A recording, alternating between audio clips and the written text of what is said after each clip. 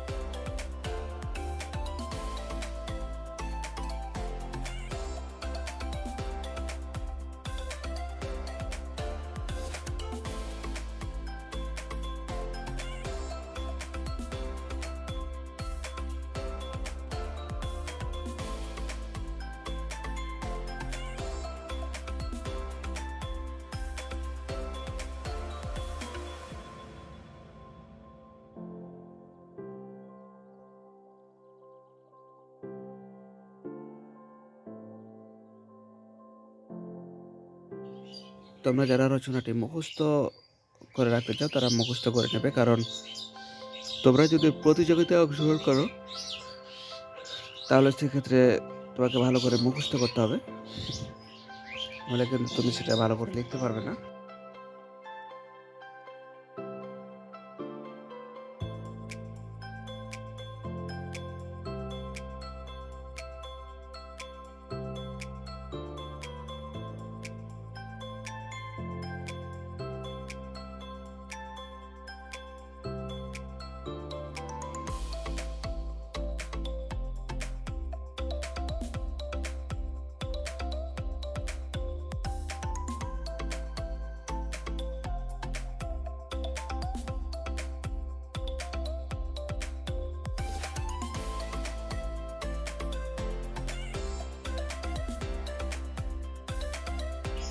তারপরে দেখতে পাচ্ছ যে মাদকাসক্তির কারণসমূহ বলা হয়েছে।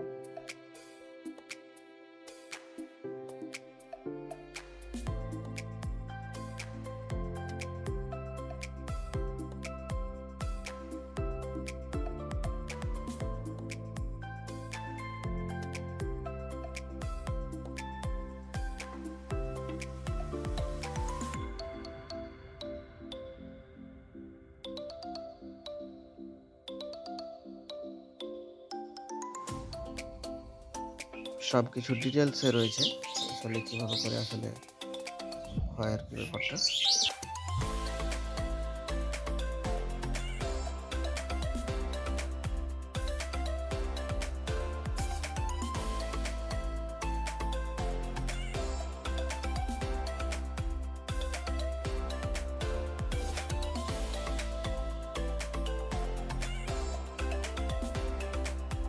তো সুন্দর করে তোমরা তুলে নাও যাতে কোনো কিছু ছুটে না যায়।